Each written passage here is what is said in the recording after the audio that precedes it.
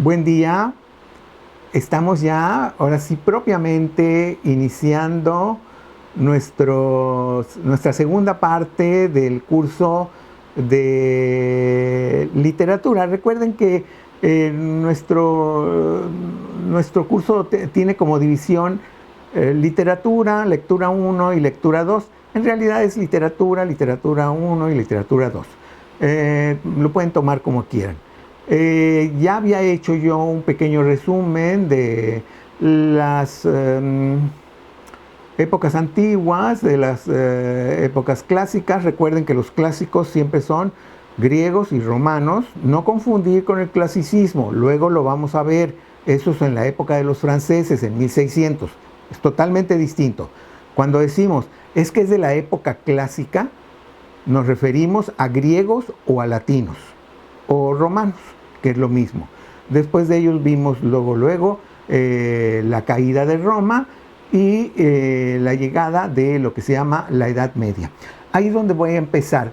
La caída del Imperio Romano no fue así de golpe y tampoco fue en 1500 como yo lo tengo apuntado en la línea del tiempo. En la línea del tiempo lo tienen ustedes apuntados así porque para facilidad, para comodidad, en algunas partes de Europa, en 1480 ya el Imperio Romano ya le habían tocado las golondrinas, como decimos los mexicanos, pero en otras partes todavía el Imperio Romano era fuerte en 1500, 1510, ¿sí? Ya para 1520 ya estaba totalmente dividido en dos imperios. Esto es importante. El Imperio Bizantino, que es el que tenía como capital Constantinopla, y el Imperio Cristiano o Sacro Cristiano, que era el que estaba acá en Roma. Se dividió en dos porque el emperador Constantino tuvo dos hijos y dividió su imperio en esas dos personas. Aquí hay algo muy importante. Constantino se convirtió al cristianismo y si antes la religión preponderante en Roma pues eran los dioses latinos, que luego se cambiaron con otros nombres a los dioses romanos. Poco a poco este nuevo movimiento de cristianos fue ganando la fe de los romanos. Total que para 1500 en realidad Europa prácticamente era cristiana, católica. Luego van a venir una serie de movimientos protestantes, anglicanos, lo que se llama el cisma de Occidente, donde la Iglesia Católica, con su sede en Roma, tiene un enorme fracaso en tratar de conseguir que todos sus fieles permanezcan en el rebaño, por decirlo de alguna manera. Algunos se rebelan y deciden formar con la misma religión, pero con otros cambios, con cambios de ya no tantas imágenes, ya no tanta riqueza, ya no estar vendiendo perdones para los pecados como hacía Roma. En fin, una serie de cosas que no me corresponde a mí explicar, pero que tengo que decírselos porque esto, ustedes saben que la literatura es la imagen de su época. Bien, cuando cae el Imperio Romano, yo ya les había dicho, pues están las invasiones bárbaras, que así se ha quedado el nombre. Hoy en día sabemos que estos pueblos bárbaros no eran tan bárbaros como creíamos, eran mucho más refinados de lo que pensábamos y tenían ese problema. Tenían el problema de las enfermedades, así como la estamos viviendo nosotros, nada más que nosotros la estamos viviendo de una manera mucho más, yo diría, tranquila. Y digo tranquila porque sabemos de qué se trata. Sabemos que los que saben están trabajando para evitarnos un problema mayor. Sabemos que hay una solución, y aquella gente de la Edad Media no tenía idea de que había una solución, simplemente creían que era un castigo. Creían muchas tonterías, creían que si uno se veía podía uno pasar la enfermedad. ¿Sí? Fue una época terrible. Muchas de las personas no encontraban otra solución más que salirse de los conglomerados, ya fueran de ciudades o lo que fuera, irse al campo para evitar contagiarse de lo que entonces estaba diezmando la población europea. Tengo entendido que murió casi la mitad de la población europea, sobre todo de una cosa que se llamaba la peste bubónica. ¿Sí? Esta peste bubónica se llamaba así porque te salían bubones. ¿Qué son los bubones? Pues son como granos que se reventaban, eran dolorosísimos, olían horrible, y en pocas horas morías. No sabían qué hacer, no había nada. De hecho, los familiares optaban por dejar a los familiares que se murieran solos, y no hay que ser tan exigentes en nuestra crítica hacia ellos, porque la verdad es que se iban a contagiar también y iban a morir. Esta peste bubónica era muy contagiosa, más contagiosa que lo que estamos nosotros viviendo. ¿Sí? Hoy en día nosotros sabemos cuáles son los métodos que tenemos que seguir para tratar en lo máximo posible contagiarnos, y sin embargo ustedes lo habrán visto en la televisión, en los periódicos, en la prensa, en lo que sea, que hay gente que se niega a seguir lo que se les ha pedido que hagan. Son cosas muy sencillas: ponerse un cubrebocas, lavarse las manos constantemente, salir lo menos posible a la calle, y de ser posible no salir, y cosas así. Es decir, todos lo podemos hacer. En Europa realmente no sabían nada. Hacían desde ponerse ajos por todo el cuerpo, ponerse imágenes religiosas, ponerse agua bendita, y a alguien se le ocurrió sí ponerse un cubrebocas. Este cubrebocas normalmente lo mojaban en vinagre, ¿sí? Que bueno, era una solución a medias, pero bueno, ya era una solución ahí. Y recuerdo yo que los papas que vivían en Aviñón, entonces en Francia, llegó ahí un médico y le dijo al papa que él realmente no sabía cómo era esta enfermedad, pero si que él quería sobrevivir, le dijo al papa: usted, eminencia, debe de encerrarse en su castillo. Y él se encerró en su castillo y sobrevivió, desde luego, a una de las muchas pandemias que hubo de peste bubónica. Si ustedes quieren saber un poquito más, en la red está un documental extraordinario que se llama, no recuerdo si la peste negra o la peste bubónica. Van a saber que es del que yo hablo, porque dura 1 hora y media. 1 hora y media. Es excelente, ¿no? Se van a deprimir mucho porque, bueno, era una matazón, no había solución de nada. Realmente, este médico del Papa sí atinó y dijo: pues aquí te aíslo y no te pasa nada. Y pues sí, no le pasó nada.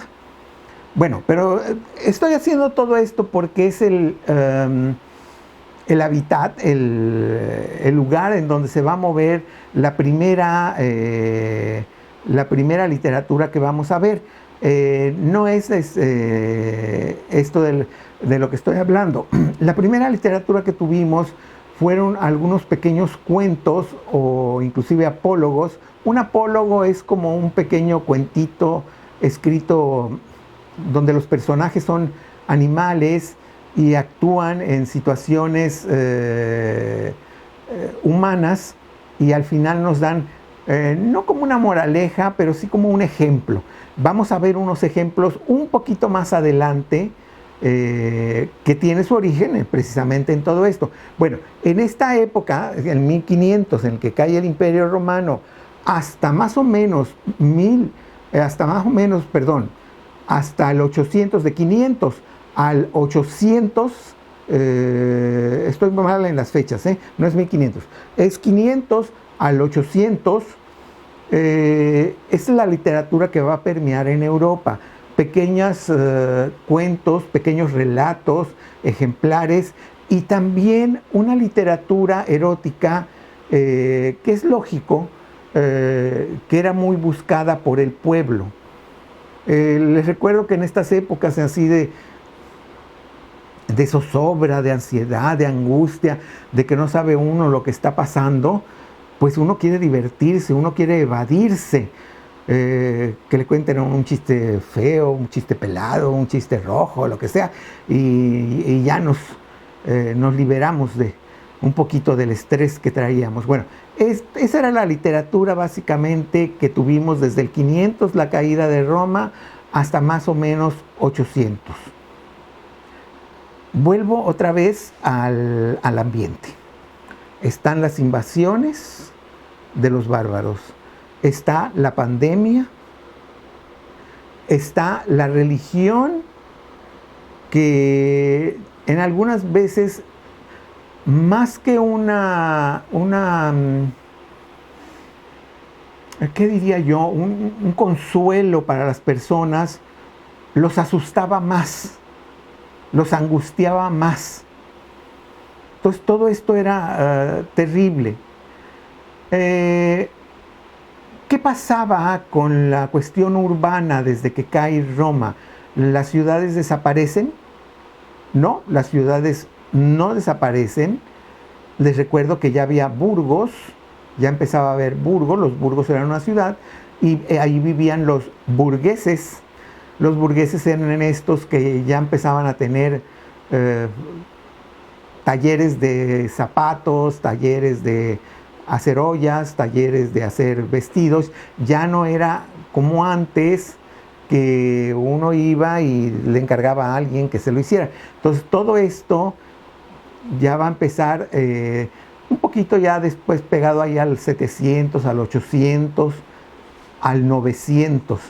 Es importante esto porque no es lo mismo que yo viva en un rancho y que no reciba información de nada, a que yo viva en un rancho y tenga una computadora en la que me está llegando la información de lo último.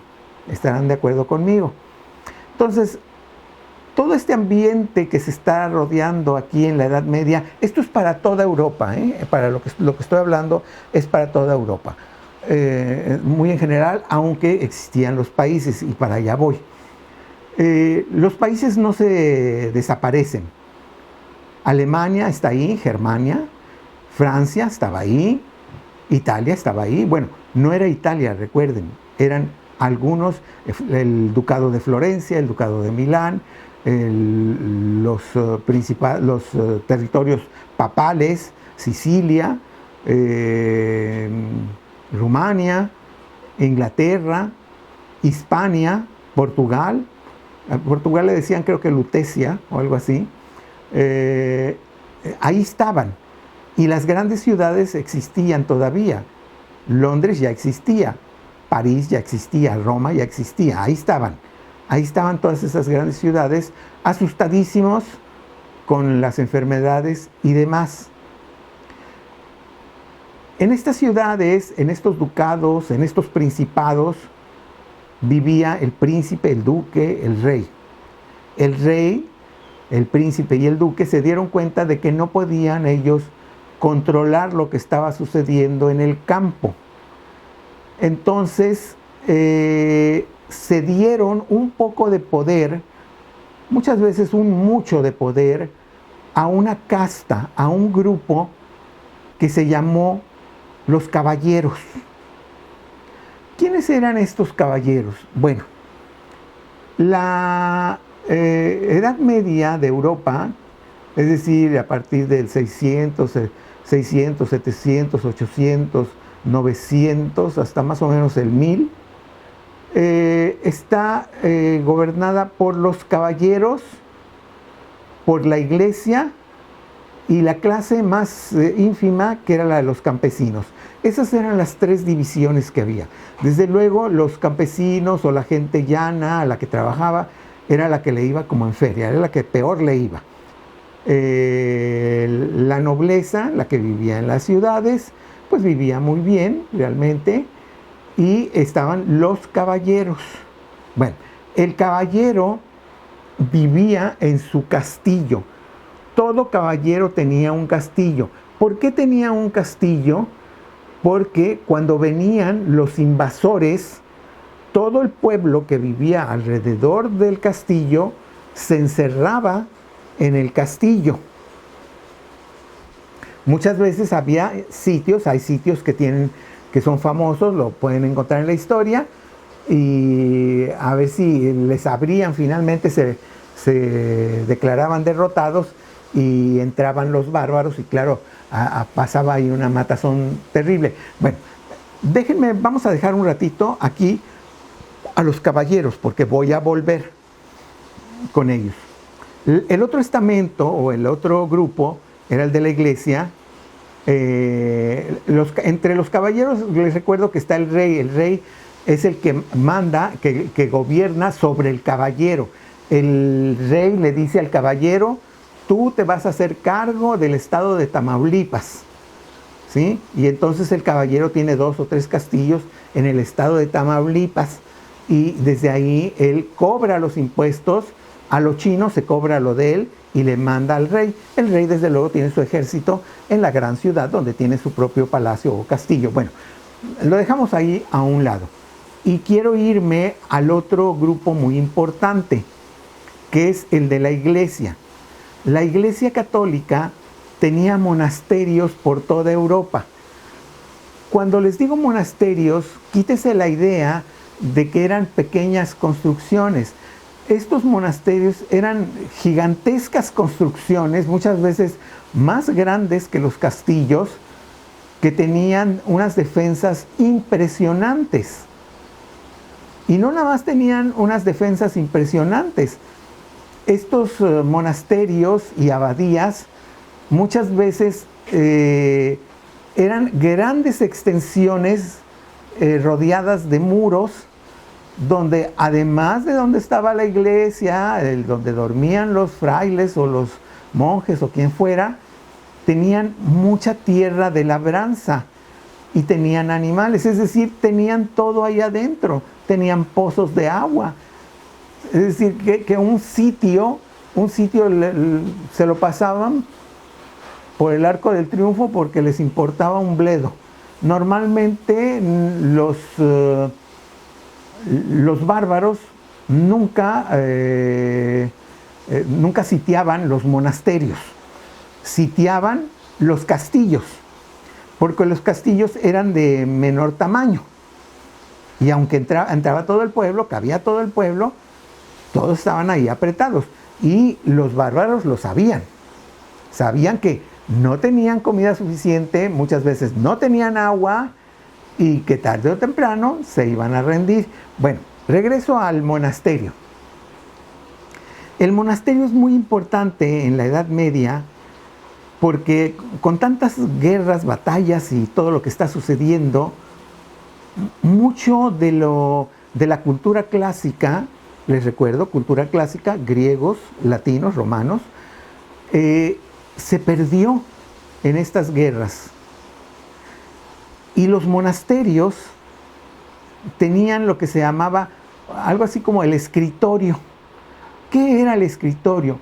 El escritorio era donde los monjes copiaban todas las obras clásicas, es decir, todas las obras griegas, romanas e inclusive algunas árabes. Entonces, los monasterios y las abadías le hicieron un gran favor, un gran trabajo para la humanidad al conservar buena parte de este tesoro literario que de otra manera se hubiera perdido. Los árabes, recuerden, yo estoy aquí en Europa, los árabes del otro lado del Mediterráneo también hicieron lo suyo. Gracias a los árabes conocemos buena parte del trabajo de Aristóteles, porque ellos lo conservaron. Y lo conservaron a través de España. España prácticamente era árabe. Bueno, todo este es el panorama. No sé si estoy siendo muy extenso y estoy dando demasiada información. Espero que no. Espero que, no sé si se pueda grabar esto y luego lo repiten hasta que más o menos se lo puedan aprender, pero es importante saber, ya tenemos pues los 3 grupos que son los de la iglesia, que están en el monasterio, en las abadías, el rey que está con los del castillo y la gente más abajo que son los campesinos, los que hacían los zapatos, todavía no son los burgueses, todavía es el maestro que tenía un tallercito ahí y llegaba uno y le hacía a uno un zapato, o aquel que sembraba remolacha o sembraba qué sé yo, cebollas y las vendía ahí en su casa. No era el comercio como lo conocíamos hoy en día. Sí existía y sí existió en la Roma imperial, en la que cayó. Pero recuerden que todo ese imperio realmente pues se desfondó. ¿Qué es lo que está pasando con la economía de nosotros? Creo que lo pueden vivir ustedes, la cantidad de negocios que están cerrando, la cantidad de personas que conocemos que no consigue trabajo, o inclusive nosotros que luego queremos comprar una hamburguesa en no sé tal lugar, no, pues ya cerró, porque ya no hay. Es decir, así pasó cuando cae Roma. Surge toda esta confusión, y de esta confusión lo que nos va a salvar son sobre todo los caballeros. Pero esto lo platicaremos en la próxima plática, porque los caballeros es una parte fundamental de la literatura europea medieval. Gracias.